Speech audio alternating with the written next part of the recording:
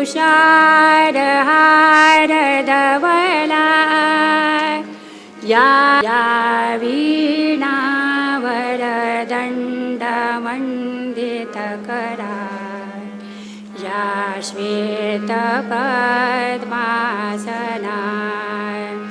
या ब्रह्माच्युतशङ्कर प्रभृतिवी देवै सदा वन्दिता सा मां पातु सरस्वती भगवती निःशेषजाड्यापः हे हंसवाहिनी ज्ञानदायिनी अम्ब विमलमती दे अम्ब विमलमती ॐ असतो मा सद्गमय तमसो मा ज्योतिर्गमय मृत्योर्मा अमृतं गमय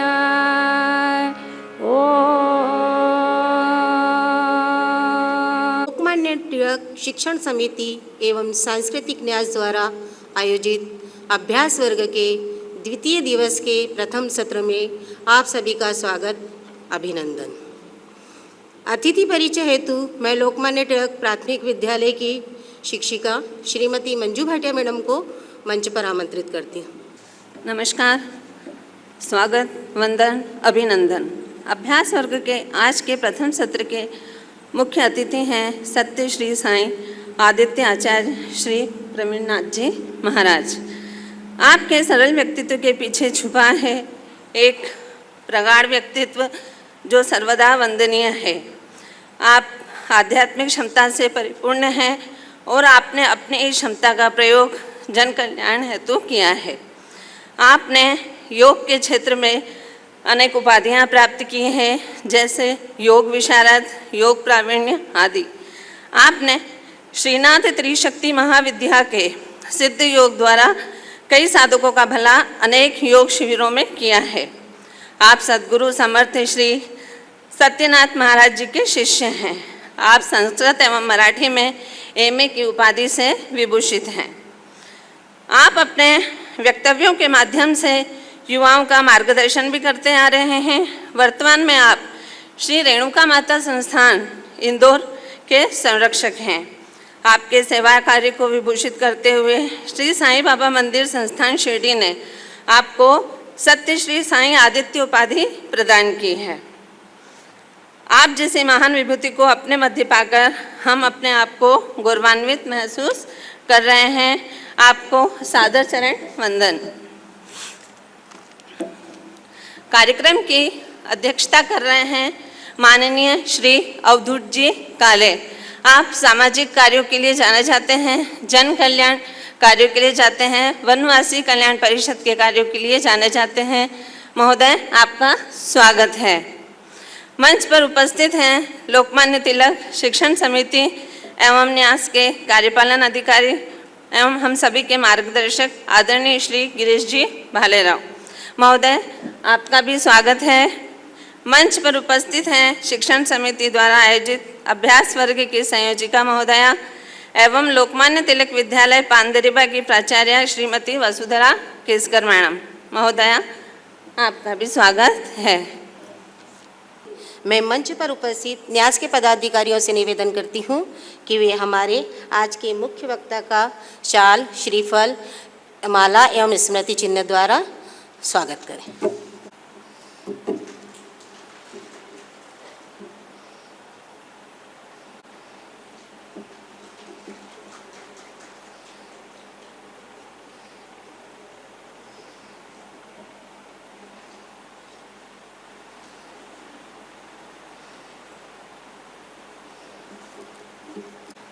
धर्म के लिए जिए, समाज के लिए जिए, धर्म के लिए जिए, समाज के लिए जिए, ये धड़कने श्वास हो पुण्य भूमि के लिए, कर्म भूमि के लिए, धर्म के लिए जिए। गर्व से सभी कहे हिंदू है हम एक हैं, जाति पंथ भिन्नता स्नेह सूत्र एक है, शुभ्र रंग की छटा सप्त रंग है लिए, शुभ्र रंग की छटा सप्त रंग है लिए, धर्म के लिए जी, समाज के लिए जी, ये धड़कने श्वास हो पुण्य भूमि के लिए, धर्म के लिए जी। कोटि कोटि कंठ से हिंदू धर्म गर्जना, नित्य सिद्ध शक्ति से मातृभू की अर्चना, संघ शक्ति कलयुगे सुधा है धर्म के लिए, संघ शक्ति कलयुगे सुधा है धर्म के लिए, धर्म के लिए जिए। धन्यवाद महोदय। छत्रपति शिवाजी महाराज के व्यक्तित्व बहुआयामी रहा है। आज के इस सत्र का विषय है हमारी शिक्षा एवं संस्कृति के जाज्वल्यमान पुरोधा छत्रपति शिवाजी। इस विषय पर अपने विचार हमारे समक्ष रखने हेतु मैं आचार्य प्रवीण नाथ जी महाराज को सादर आमंत्रित करती हूँ। आमंत्रित है। वंदे मातरम। जैसा कि हमने अभी गीत सुना, व्यक्तिगत गीत था, गर्व धर्म के लिए जिए, समाज के लिए जिए, ये धड़कने, ये श्वास हो पुण्य भूमि के लिए, मातृभूमि के लिए, कर्म भूमि के लिए, आदि आदि इत्यादि कुछ भी विशेषण लगाए जा सकते हैं। गर्व से सभी कहें हिंदू है हम एक हैं, एक पंक्ति इसमें आई थी। ये जो शब्द है ना, गर्व से सभी कहें हिंदू है हम एक हैं, ये हिंदू है हम एक है आज हम गर्व से कह रहे हैं, किसके कारण? तो जिसके कारण कह रहे हैं उसके बारे में मैं बोलने वाला हूँ। अगर वो ना होता तो शायद हम गर्व से सभी कहें हिंदू है हम एक है नहीं होता। क्योंकि जिस समय इस राष्ट्र में औरंगजेब जैसे शासक थे जो रमज़ान के महीने में 40 मन जनेऊ और चोटी उतरवाने के बाद ही रोज़ा खोलते थे। अब 40 मन, एक मन में शायद 40 किलो होता है, और ऐसे 40 मन वो रोज का करवाता था, तो कितनों का धर्मांतरण करता था और कितनों को मारता था, ये आप अंदाज़ा लगा सकते हैं। उसके बाद वो करता था, इसलिए शायद वर्तमान काल में जितने भी भारतवर्ष में है वो सब कन्वर्टेड है, ओरिजिनल तो कोई है नहीं। मेरा जो विषय है वो जाज्वल्यमान पुरोधा इस शब्द के लिए है। जिस व्यक्ति का जीवन जितने वर्ष हम सोने में गुजार देते हैं उतने वर्ष का तो उस व्यक्ति का सिर्फ जीवन था, उतने वर्ष का वो व्यक्ति ने जीवन जिया। 1630 19 फरवरी 1630 से 3 अप्रैल 1680, मात्र 50 वर्ष का जीवन। इस 50 वर्ष के जीवन में भी 6 जून 1674 को राज्याभिषेक और 3 अप्रैल को डेथ। 80 में 74 से 80, 6 वर्ष का काल, ये शासन का काल। 6 वर्ष के शासन के काल को आज हम 400 वर्ष बाद भी याद कर रहे हैं। परसों 6 जून है ना, शिव राज्याभिषेक दिवस है। छत्रपति शिवाजी का राज्याभिषेक हुआ था। पहली बार इस देश की संस्कृति का पहला मिथक टूटा था, एक भ्रम टूटा था, और वो था दिल्लीश्वरो व जगदीश्वरो व। जो दिल्ली में बैठा बादशाह है वही संसार का जगदीश्वर है, वही संसार का भगवान है। वो जैसा चाहेगा या उसके लोग जैसा चाहेंगे वैसा ही हमको जीना पड़ेगा। ये सबसे बड़ा भ्रम भारतवर्ष के लोगों के में अंदर विद्यमान हो गया था, जिसको तोड़ने के लिए सबसे पहली बार छत्रपति शिवाजी ने राज्याभिषेक अपना स्वयं का करवाया। मैं केवल कुछ बिंदु बताऊंगा जिसके आधार पे मूल भारतीय शिक्षण क्या है उसको हम समझ सकेंगे। उनके 6 वर्ष के शासनकाल में, मात्र 6 वर्ष का शासनकाल है उनका, ज़्यादा बड़ा नहीं है। इसलिए सबसे पहले तो छत्रपति ने दूर किया हीनता का बोध। ये भारतीय संस्कृति का सबसे महत्वपूर्ण बिंदु है। हमारी संस्कृति आज भी हीनता के बोध से दबी हुई है।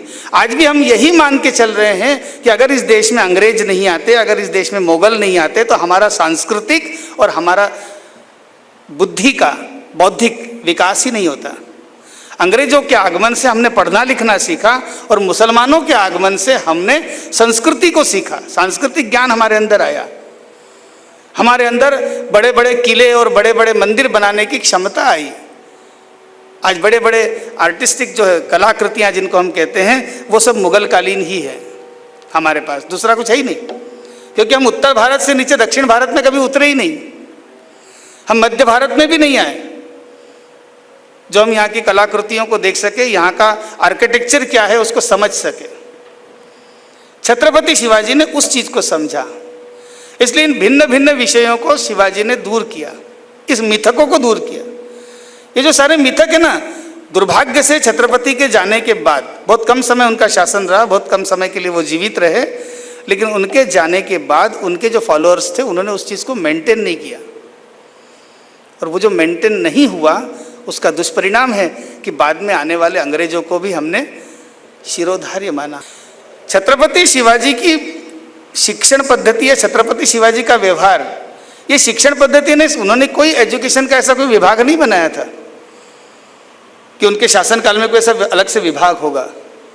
उन्होंने कहा था स्वयं को जानो, जिसमें जो शक्ति है, जो परिमित अवस्था है, उस अवस्था के साथ कार्य करो। ऐसा नहीं कि उनका वो ज्ञान अधूरा रहा या अस्पष्ट रहा। उनकी उस शिक्षण पद्धति ने, जिसको उन्होंने स्वयं ने स्वीकार किया और अपने साथ साथ अपने अनुयायियों को, अपने मावड़ों को वहाँ तक पहुँचाया, उस ज्ञान के चलते ही शायद छत्रपति कई बार बड़ी बड़ी मुसीबतों से बचे हैं। अदम्य साहस और आत्मविश्वास नाम की जो स्थिति होना चाहिए, वो किस हद तक जा सकती है, उसके पराकाष्ठा क्या होगी, तो उसकी पराकाष्ठा का एकमात्र एक ही व्यक्ति उदाहरण पर्याप्त है छत्रपति शिवाजी के साथ वाला, और वो है बाजी प्रभु देशपांडे, जिसने अपने पराक्रम से घोड़ खिंड को पावन खिंड में परिवर्तित कर दिया। इतना श्रेष्ठ पराक्रम केवल आत्मविश्वास के कारण होता है। सुदैव से आज हम सब पढ़ा रहे हैं, पढ़ाने वाले बच्चों को हम देखें, ऐसे कितने आत्मविश्वासी बच्चे हैं जो अपने दम पे खड़े रह करके कुछ कर सकते हैं। छत्रपति शिवाजी जाज्वल्यमान पुरोधा क्यों? क्योंकि उस आदर्श को जब हम सामने रखते हैं तब ये सारी संस्कृति हमको सामने दिखती है, तेज की, तीव्रता की, श्रेष्ठता की। वर्ष भर के बाद हमारे हाथ से निकलने वाला बच्चा क्या केवल मेरिट ला करके खुश हो जाएगा? मेरिट होल्डर मैंने अपने विद्यालय से 50 निकाल दिए, लेकिन उन 50 में से 2 भी अगर राष्ट्र के काम नहीं आ रहे हैं, उन 50 के जहन में, उन 50 के मस्तिष्क में मैं अगर राष्ट्र के प्रति समर्पण का विचार नहीं डाल पा रहा हूं, तो क्या मैं वाकई में शिक्षक हूं? मेरी शिक्षा वृत्ति है। तो हम अगर इतने वर्षों से इस सतत साधना में लगे हुए हैं, शिक्षण के माध्यम से नई सृष्टि निर्माण करने में लगे हुए हैं। मैंने ये शब्द इसलिए वापरा क्योंकि 2 ही लोग हैं जो जन्म देते हैं, एक जन्म देती है माँ और दूसरा जन्म देता है गुरु।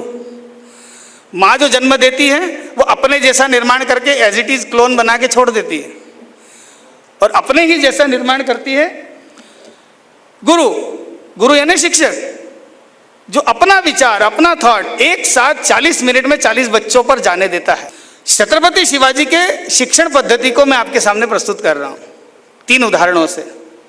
पहला उदाहरण मैं लूंगा कुशल योग्यता का। एक ऐसा कौशल, कौशल माने स्किल्स, ऐसी स्किल्स जो पहचानते आनी चाहिए। हम शिक्षा, हमारी भारतीय शिक्षा जो है कौशल पर आधारित है, जिसमें जितना कौशल है वो उतना महान है। एक कहावत है मराठी में, होता जीवा म्हणून वाचला शिवा, यानी जीवा था इसलिए शिवा बचा। फिर मैं आ रहा हूँ थोड़ा सा शिक्षा को लेते हुए, कैलकुलेशंस को लेते हुए। बात उस समय की जब अफजल खान नाम का व्यक्ति, एक सरदार बीजापुर से निकला छत्रपति को विध्वंस करने के लिए। उसने पंढरपुर का मंदिर तोड़ा, मैं आधी ज़्यादा डिटेल में नहीं जाऊँगा। पंढरपुर का मंदिर तोड़ा, तुलजा भवानी का मंदिर तोड़ा। छत्रपति शिवाजी चुप थे, क्योंकि उसके पहले ही उनको समर्थ रामदास की ओर से एक पत्र मिला था, जिस पत्र को लिखने की पद्धति ऐसी नहीं थी, मतलब बाएं से दाएं नहीं थी। उन्होंने ओवी रूप में उसे लिखा था, लेकिन पढ़ने की पद्धति सीधी थी, ऊपर से नीचे। पहला पहला अक्षर पढ़ने पर अर्थ निकलता है बीजापूरचा सरदार निघालेला आहे, योग्य तो योजना करावी। मतलब बीजापुर का सरदार निकल गया है, आप योजना बनाएं। अब वो बीजापुर का सरदार क्यों निकला है, क्या निकला है, वो सब कुछ आपको जानकारी, ज़्यादा बताता नहीं। पर वो बीजापुर का सरदार जब प्रतापगढ़ के पास वाई के जंगलों में शिवाजी से मिलने के लिए पहुंचा, तब 3 शर्तें रखी गई थी। आपके साथ अंगरक्षक एक एक ही रहेगा। अफजल खान के साथ अंगरक्षक था सैयद बंडा, जो बहुत कुशल तलवारबाज था, उस समय का छत्रपति शिवाजी से भी श्रेष्ठ कुशल तलवारबाज। उसके साथ तलवारबाजी कोई नहीं कर सकता था। और शिवाजी ने अपने साथ रखा था एक अंगरक्षक जीवा महाल। और शिवाजी के सारे अनुयायी कैसे थे, उनकी सुनने वाले थे। तुमको जो काम बोला है बस वही काम आप करोगे। फिर थोड़ा सा मैथमेटिकल कैलकुलेशन रखते हैं, शिवाजी का कैलकुलेशन बता रहा हूँ आपको सिर्फ। वाई के जंगलों में ऊपर प्रतापगढ़ के पास अफजल खान का एक डेरा बनाया गया, तंबू बनाया गया, जो ना तो प्रतापगढ़ किले पर था ना ही जंगल के अंदर था, बीच में था। तय हुआ यहाँ से 2 जगह तीर छोड़े जाएंगे, एक प्रतापगढ़ के किले की तरफ छोड़ा जाएगा, एक जंगल की तरफ छोड़ा जाएगा। जंगल की तरफ वाला तीर जहाँ गिरेगा वहाँ पर खान के साथ आए हुए 25 सैनिक रहेंगे, और ऊपर जहाँ तीर जाएगा वहाँ पर शिवाजी के साथ आए हुए 25 सैनिक रहेंगे। फिजिक्स आप लोग जानते हैं, ग्रेविटेशनल फोर्स समझाने की बात ज़रूरत नहीं है। ऊपर से नीचे कितना ज़्यादा जाएगा और नीचे से ऊपर कितना जाएगा, आगे ज़्यादा डिटेल नहीं करता क्योंकि मेरे पास एक कागज़ है बहुत अच्छा। तो उसके बाद वहाँ पर एकत्रित हुए। एकत्रित होने के बाद छत्रपति ने खान को मारा अपने बगनखों से। इसलिए छत्रपति के जीवन को समझते हुए हमको ये करना है। वो 6 साल का जीवन याद रखना है जिसमें वो राज्याभिषेक होने के बाद परिवर्तन की लहर चली, जिसमें कौशल पर आधारित शिक्षाएं दी गई सभी को। इसलिए छत्रपति का जो कालखंड रहा उसमें 8 प्रकार की व्यवस्था उन्होंने दी। उन्होंने सबसे पहली व्यवस्था दी मैनेजमेंट की, यानी प्रबंधन, जिसको आजकल लोग मैनेजमेंट मतलब MBA बहुत बड़ी बात समझते हैं। मैनेजमेंट की क्या डेफिनेशन है? तो manage man tactfully is management. जिसको मनुष्य को मैनेज करते आ गया वो सही मायने में मैनेजमेंट देखता है, वो उसने देखना है। इसलिए महाराज ने ये सारे असाधारण कार्य साधारण लोगों से करवाए। उनको मनुष्य को मैनेज करते आता था।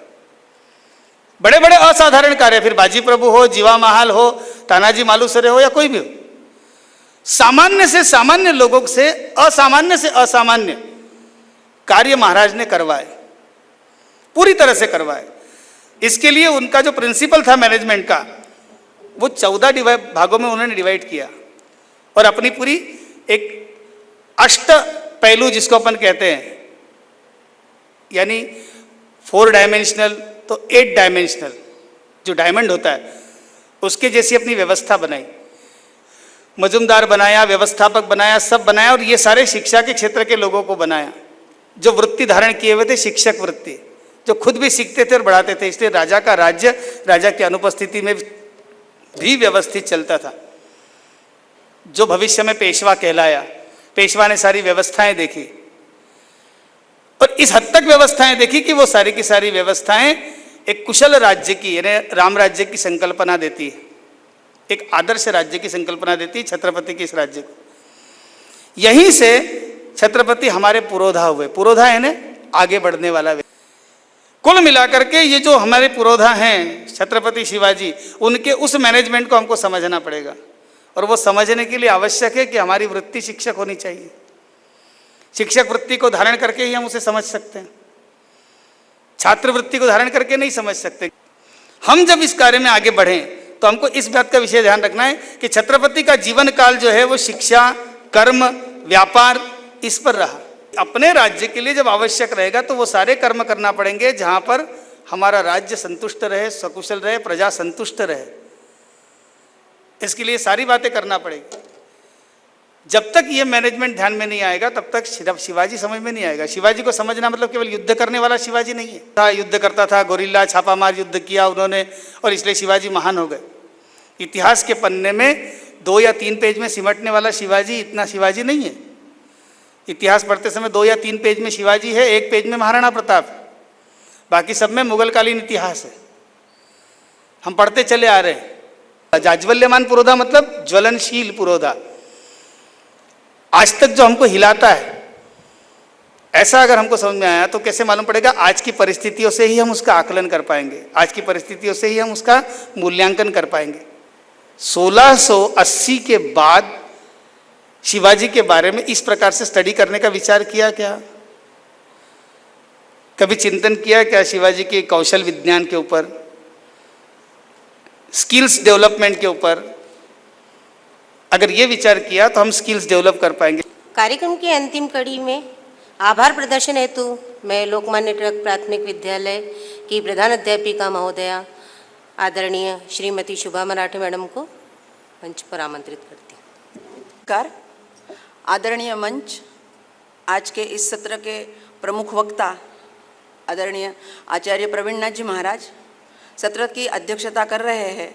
लोकमान्य टिळक शिक्षण समिति व सांस्कृतिक न्यास के सदस्य आदरणीय अवधूत जी काळे, शिक्षण समिति के कार्यपालन अधिकारी महोदय गिरीश जी भालेराव, वर्ग की संयोजिका वसुधा केसकर महोदया।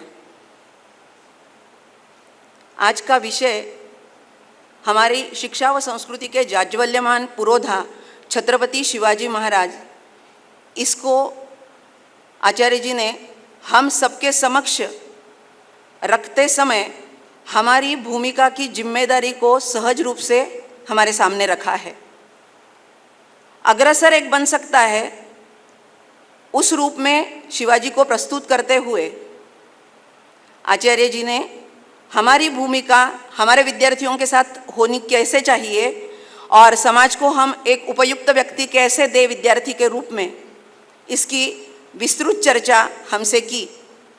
आगे की जिम्मेदारी हम सभी शिक्षकों की है कि किस रूप से हमारे अंदर विचारों में शिवाजी महाराज हो और विचारों में विद्यार्थियों में भी हम उसे उतारें।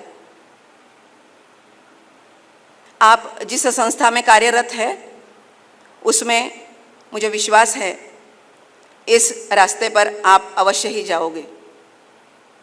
इस विषय को इस प्रकार से समसामयिक व शिक्षक की भूमिका के साथ जोड़ने के लिए आचार्य जी ने जो विचार प्रस्तुत किए वह इस सत्र के लिए अपना अमूल्य मार्गदर्शन प्रदान किया। मैं लोकमान्य टिळक शिक्षण समिति की ओर से आपका आभार व्यक्त करती हूँ। हमारे निमंत्रण पर पधारे श्रोतागण व इस सत्र को सफल बनाने के लिए परोक्ष व अपरोक्ष रूप से जिनका भी सहयोग हमें प्राप्त हुआ, शिक्षण समिति की ओर से उन सभी का आभार, धन्यवाद।